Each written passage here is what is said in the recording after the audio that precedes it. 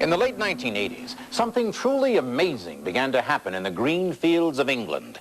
Reports came in of sightings such as this: silvery discs flying or hovering low over the open countryside, and apparently these objects were seen in great numbers. The town of Warminster has gained the reputation as the UFO capital of England. The sheer number of sightings in that area has been nothing short of staggering. One particular phenomenon we've been watching with interest has been the sightings of a spherical object that seems to glow amber, orange, or gold. There have been quite a number of sightings of that kind. And such UFO sightings were often only the beginning of the mystery. According to eyewitness accounts, with the first rays of the next morning's sun came astonishing evidence of the previous night's encounter with the unknown. Someone or something left an area of the field flattened, pressed down into perfect geometric shapes. The crops are not cut, they are not broken. They've been carefully and systematically swirled flat to the ground. And over the years, these patterns have revealed themselves to be perfect circles, or ovals, or circles with rings, and sometimes circles, rings, and satellites. If there is a connection between the UFOs and the mysterious markings, the so-called crop circles may constitute the most positive evidence yet for the existence of alien visitors to our planet. But are we sure that the crop circles and UFOs are related? Remember in the fall of 1991 when these two gentlemen in southern England were trotted out on the world media as the explanation for the crop circle mystery? Two guys who claim they did it all. According to them, they had boards which they pushed down across the grain, and they just kept walking around in circles or whatever until they'd made the shapes they wanted. All of a big practical joke. And for some reason, the worldwide network media accepted that and announced to the world that the crop circle mystery had been solved. There simply is no way that just two men could have possibly constructed all of these patterns, appearing on occasions 15 per day, without getting caught at it. Plus, if hoaxers went out during the middle of the night just to make this, how on earth would they have possibly constructed a pattern like Barbary Castle during the shortest night of the British summer? It would have taken a team of hoaxers days, and it appeared simply overnight. Crop circles like UFOs are a worldwide phenomenon. The U.S. and Canada, Australia, Japan, they're all over the place. I heard some reports about them in the Soviet Union as well, in the former Soviet Union. They're a worldwide phenomenon, and the idea that two old English barflies are flying all over the world creating these things is patently ridiculous. Furthermore, many crop circle experts say the markings in the fields are perfect geometric figures, often accurate to within less than 1/4 of an inch. And yet, is it not possible that all the crop markings really are hoaxes?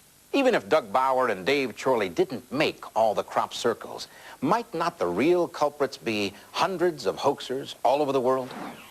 People that believe crop circles were made by human beings are overlooking some very important features of the crop circles. They are interwoven and intricately laid, not at all the way that they would be crushed to the ground if people stamped them. Current evidence seems to suggest that crop markings are created by some kind of aerial phenomenon, possibly a flying craft of extraterrestrial origin. But do we know that for certain? Much of what we've learned about the formation of crop circles has been based on eyewitness testimony. A young woman told us about a globe-shaped UFO from which came a beam of light she described as being brighter than white. A beam of light which struck down across the dark sky into a field near the ancient mound of Silbury Hill. In that field was discovered the next morning a Celtic cross pattern of crop circles. Usually that's considered to be extremely good evidence, but in the case of crop markings, the most striking proof may come from what is not seen. Several people claim to have witnessed the formation of crop circles and state they did not see any silver discs or globes or tubes floating in the sky above them. In fact, all they saw was absolutely nothing that was causing this effect. There was no whirlwind or anything like that. And so it truly seemed that the stalks of grain were simply falling over of their own accord. We have more than 70 reports worldwide of people who claim to have seen things form. People describe frequently a buzzing sound. They will see the plants oscillating, whiplashing, and suddenly the effect takes place. And in less than 15 seconds, like opening up the fan, the plants are swirled and are lying to the ground. Many people describe seeing glowing lights, beams of light entering the area. Some describe as the golden ball of light enters the area, a loud explosion, a loud retort, a bang, at the same time as this particular effect takes place. The Centre for Crop Circle Studies kept a close watch on the English countryside throughout the summer of 1991. On June the 22nd, 1991, 3 of the observers spotted a glowing orange or golden ball hovering in the sky, then moving away at a fantastic speed. Unfortunately, there were no crop markings that appeared on that night, but other markings had appeared on other occasions within just 1 kilometer of that location. Then, Colin Andrews and his surveillance team were more fortunate.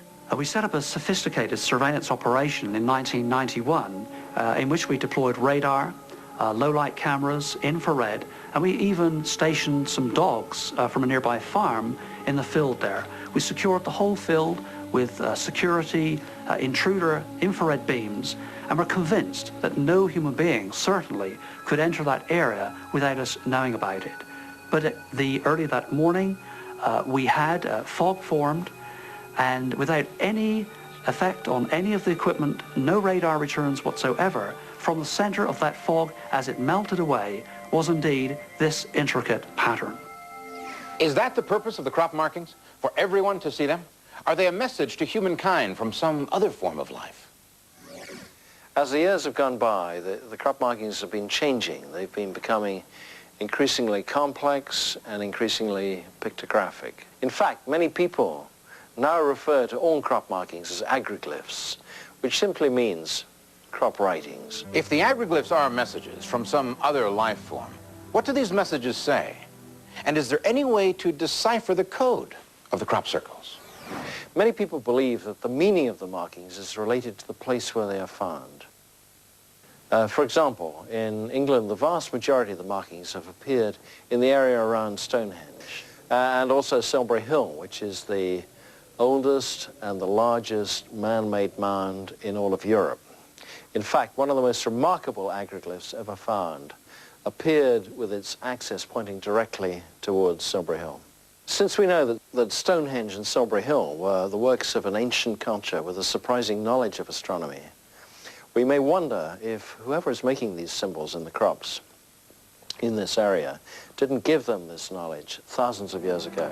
Could UFOs have been common visitors to southwest England throughout its history? If so, it might explain at least one curious coincidence. In the region of the June 1991 sightings of the golden balls in the sky, there are numerous hills that still carry the names they were given hundreds of years ago. Is it significant that one of those was long ago named Golden Ball Hill? It is possible that someone has been trying to contact us for a long, long time, but that we haven't understood how to receive this message. I believe the crop markings are indeed messages, but not perhaps letters or words as we might think of them. I believe they are messages to the subconscious mind, a reminder of some deeply hidden part of ourselves that knows we are just one of many intelligent races in the universe. These extraterrestrials have been manipulating life on this planet for eons. If these are being formed by extraterrestrials, I guess we should at least be comforted in the fact that they have attempted at communication. If these are communiques, what is the message? Are the governments of the world telling us all we need to know? Are we only now deciphering what may be a centuries-old warning? As the crop circles increase in complexity, at some point, perhaps the creators will make themselves known.